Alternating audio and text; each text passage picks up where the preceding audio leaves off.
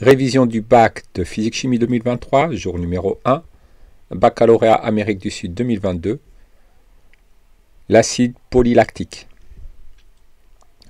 Ce sujet permet de réviser la nomenclature, les familles fonctionnelles, le schéma de Lewis, les couples acides-bases, les acides forts et les acides faibles, la notion de polymère, les facteurs cinétiques, la vitesse de disparition et la cinétique d'ordre 1.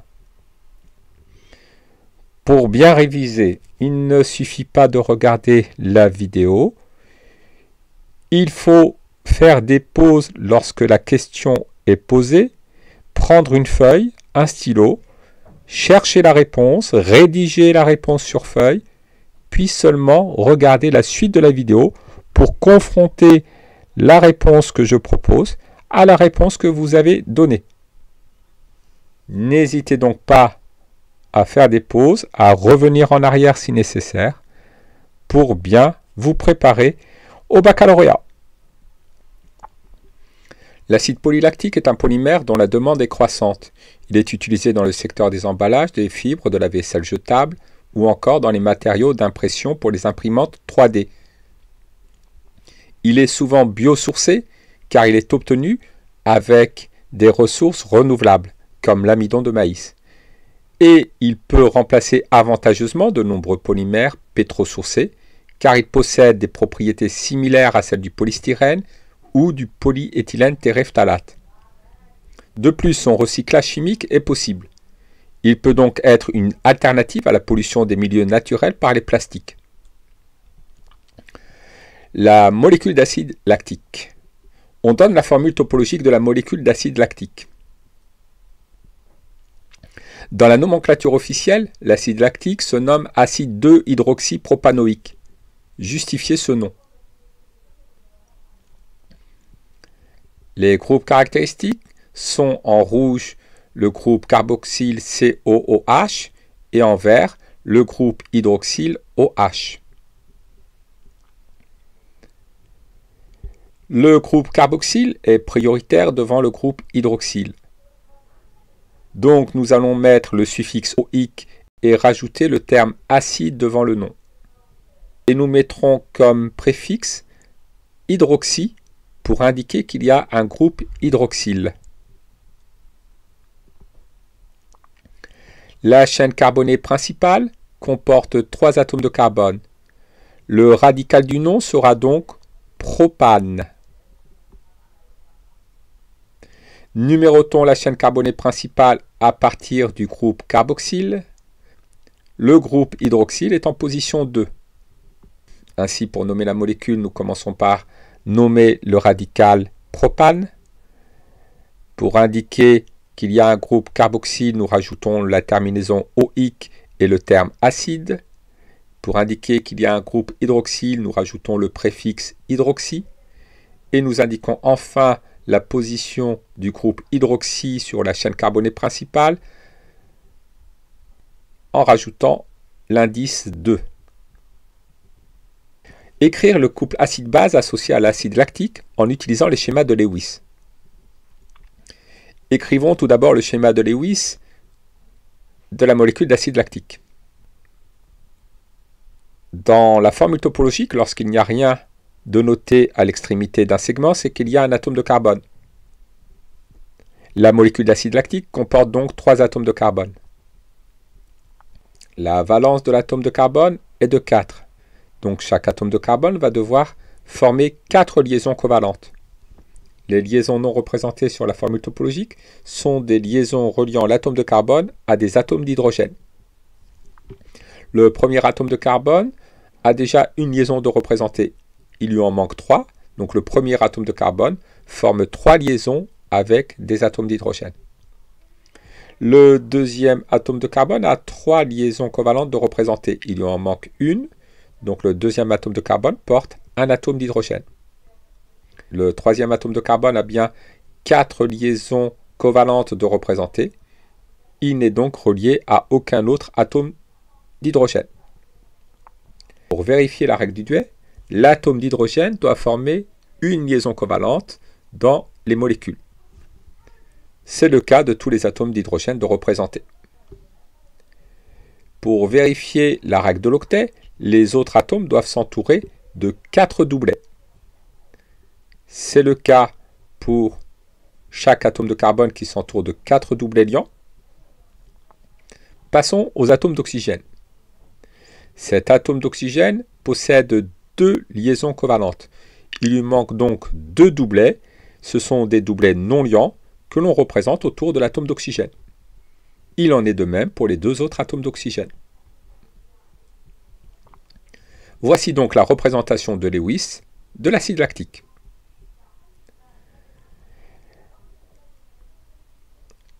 Pour trouver la base conjuguée de l'acide lactique, l'ion lactate, nous allons utiliser la définition d'acide. Un acide est une espèce chimique capable de céder un proton H+. L'hydrogène le plus labile est l'hydrogène du groupe carboxyle. L'acide lactique, en cédant un proton H+, va former l'ion lactate dont la représentation de Lewis est indiquée à droite. Une solution d'acide lactique de concentration en soluté apportée C égale à 2 fois 10 puissance moins 2 mol par litre a un pH égal à 2,8. Indiquez si, dans ces conditions expérimentales, cet acide est fort ou faible. Justifié.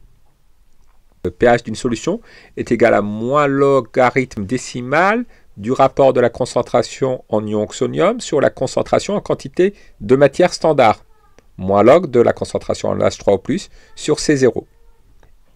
Si l'acide lactique est un acide fort, il est alors entièrement dissocié dans l'eau, et donc la concentration des ions oxonium obtenue est égale à la concentration en soluté apportée C.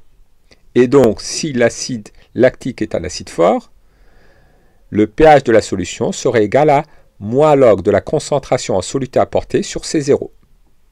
Calculons donc moins log de la concentration en soluté apportée C sur C0. La concentration en soluté apportée vaut 2 fois 10 puissance moins 2 mol par litre. La concentration en quantité de matière standard C0 vaut 1 mol par litre. Nous obtenons que moins log de C sur C0 vaut 1,7. Cette valeur est différente du pH qui vaut 2,8. L'acide lactique n'est donc pas un acide fort, c'est un acide faible. Il est partiellement dissocié dans l'eau. Écrire l'équation de la réaction qui modélise la transformation chimique entre l'acide lactique et l'eau en notant AH l'acide lactique. L'acide AH en tant qu'acide va céder un ion H+, et former la base conjuguée A-. L'eau qui va réagir avec l'acide lactique va réagir en tant que base. L'eau en tant que base va donc capter un proton H+, pour former l'acide conjugué de l'eau, à savoir l'ion oxonium H3O+. Nous additionnons membre à membre les deux demi-équations et nous obtenons que 1 mol d'acide lactique réagit avec 1 mol d'eau pour donner 1 mol d'ion lactate et 1 mol d'ion oxonium. Nous ne mettons pas de flèche simple mais une double flèche puisque la transformation n'est pas totale. Synthèse de l'acide polylactique. L'une des méthodes suivies pour la polymérisation industrielle de l'acide lactique utilise une réaction de type de celle qui est écrite à l'écran. R1, R2 sont des groupes alkyles. Citez la famille fonctionnelle à laquelle appartient le produit organique formé. Le groupe caractéristique du produit formé est le groupe COO, où l'un des atomes d'oxygène est relié à un groupe alkyle. Il s'agit donc du groupe ester. Le produit formé appartient à la famille des esters. Les molécules d'acide lactique réagissent entre elles en chaîne selon l'équation de la réaction 1 et forment l'acide polylactique dont le début de la chaîne est représenté à l'écran. Parmi les groupements d'atomes encadrés, indiquez celui qui correspond au motif du polymère obtenu. le motif du polymère obtenu est la plus petite partie qui se répète identique à elle-même. Il s'agit de celle encadrée en rouge. En effet, si on juxtapose ce motif-là, nous retrouvons le polymère obtenu.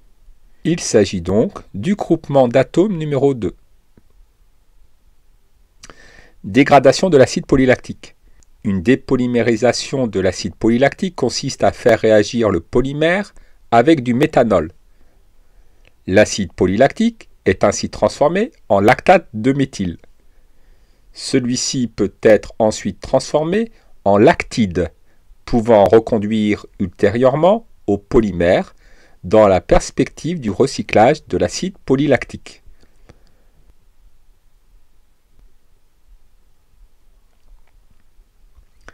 La dépolymérisation de l'acide polylactique est réalisée à différentes températures, 70 degrés, 90 degrés et 110 degrés Celsius.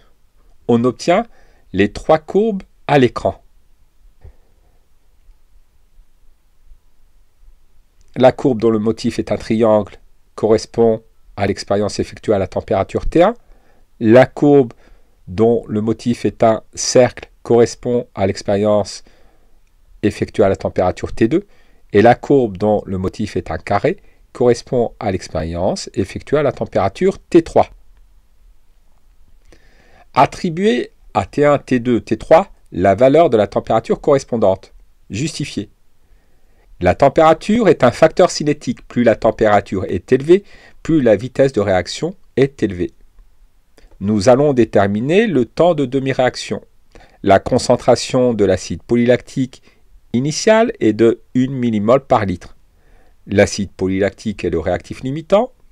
Au bout d'un temps égal au temps de demi-réaction, la concentration de l'acide polylactique ne vaut plus que la moitié de sa valeur initiale, c'est-à-dire 0,5 mmol par litre. Nous pouvons en déduire les temps de demi-réaction. Le temps de demi-réaction à la température T3 est inférieur à celui à la température T2, qui est lui-même inférieur à celui à la température T1. Lorsque le temps de demi-réaction est plus petit, la vitesse de réaction est plus grande. Nous en déduisons que la vitesse à la température T3 est supérieure à la vitesse à la température T2, qui est elle-même supérieure à la vitesse à la température T1. La vitesse de réaction augmentant avec la température, nous en déduisons que la température T3 est supérieure à la température T2, qui est elle-même supérieure à la température T1. Ainsi, T3 est égal à 110 degrés Celsius, T2 égale à 90 degrés Celsius, T1 égale à 70 degrés Celsius. L'exploitation de la courbe obtenue à la température T1 permet d'obtenir les résultats suivants. Déterminer la vitesse volumique de disparition de l'acide polylactique. La vitesse volumique de disparition de l'acide polylactique est égale à l'opposé de la dérivée de la concentration en acide polylactique par rapport au temps. Déterminer graphiquement la valeur de la vitesse volumique de disparition de l'acide polylactique à la date t égale à 0 secondes pour la température T indice 1 afin de compléter le tableau précédent. Décrire la méthode utilisée. La vitesse volumique de disparition de l'acide polylactique à l'instant t est égale à 0 secondes est égale à l'opposé de la dérivée de la concentration en acide polylactique par rapport au temps à l'instant t est égal à 0 secondes. Cela correspond à l'opposé de la pente de la tangente à la courbe concentration en acide polylactique en fonction du temps à l'instant t est égal à 0 secondes. Traçons donc la tangente à t est égal à 0 secondes à la courbe représentant la concentration en acide polylactique en fonction du temps. Pour déterminer la pente de cette tangente, nous allons choisir deux points sur cette tangente et mesurer la durée séparant ces deux points ainsi que la variation de la concentration en acide polylactique entre ces deux points en une durée de 35 minutes, c'est-à-dire 35 fois 60, 2100 secondes. La concentration en acide polylactique varie de -1 fois 10 puissance -3 mol par litre. La vitesse de disparition de l'acide polylactique à t égale à 0 secondes est égale à l'opposé de la dérivée de la concentration en acide polylactique par rapport au temps, calculé à t égale à 0 secondes. Cela correspond à la pente de la tangente à la courbe représentant la concentration en acide polylactique en fonction du temps à t égale à 0 secondes. La variation de concentration en acide polylactique vaut moins 1 fois 10 puissance moins 3 mol par litre. La durée ΔT vaut 2100 secondes. Nous obtenons une vitesse de disparition de l'acide polylactique égale à 4,8 fois 10 puissance moins 7 mol par litre par seconde. Montrer en explicitant la démarche que l'évolution de la concentration en acide polylactique suit une loi de vitesse d'ordre 1. Nous allons tracer la courbe représentant la vitesse volumique de disparition de l'acide polylactique en fonction de la concentration en acide polylactique. Nous obtenons une droite passant par l'origine. Cela signifie que la vitesse de disparition de l'acide polylactique est proportionnelle à la concentration en acide polylactique. On peut donc écrire que la vitesse de disparition en acide polylactique est égale à petit k fois la concentration en acide polylactique, où petit k est une constante. L'évolution de la concentration en acide polylactique suit bien une loi de vitesse d'ordre 1, puisque la vitesse de disparition de l'acide polylactique est proportionnelle à la concentration en acide polylactique. Plutôt que tracer une courbe, nous aurions pu calculer aux différentes dates indiquées le rapport de la vitesse volumique de disparition de l'acide polylactique par la concentration de l'acide polylactique. Nous aurions obtenu un rapport constant, ce qui nous aurait fait dire que la vitesse volumique de disparition de l'acide polylactique est proportionnelle à la concentration en acide polylactique, et nous en aurions déduit que l'évolution de l'acide polylactique suit bien une loi de vitesse d'ordre 1.